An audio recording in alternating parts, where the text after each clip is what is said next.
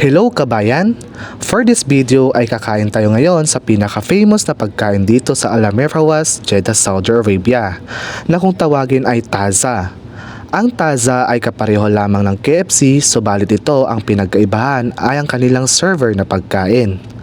By the way, mega shoutout pala kay Mr. Ricky La Fortesa na lagi kong kasama na nagva-vlog na paka-supported din niya. Kung mapapansin nyo guys, ay marami din ditong nagtitinda ng mga Saudi. Siya nga pala, marami palang market dito na katapat ni Lulu Hypermarket like R&B, Red Tag, and Splash. Ang kagandahan dito ay meron pang tambayan dito sa tapat po ng Lulu Hypermarket.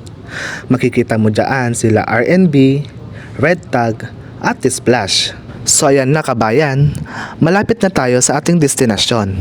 At isa pa pala, meron din pala tayo ditong Giordano at Dunkin Donut at iba pa.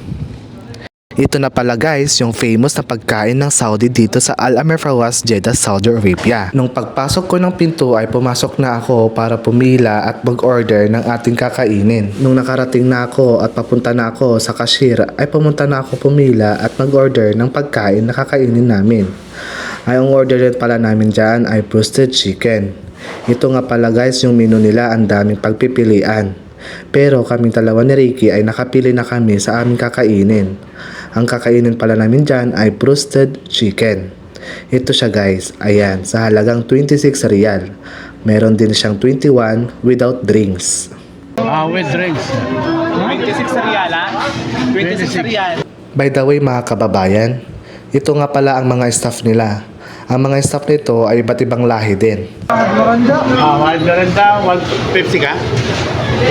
Pepsi. Talagang tutok talaga sila sa mga customer nila at napakabilis nila. At isa pa mga kababayan, ayaw talaga nilang painipin ang mga customer nila.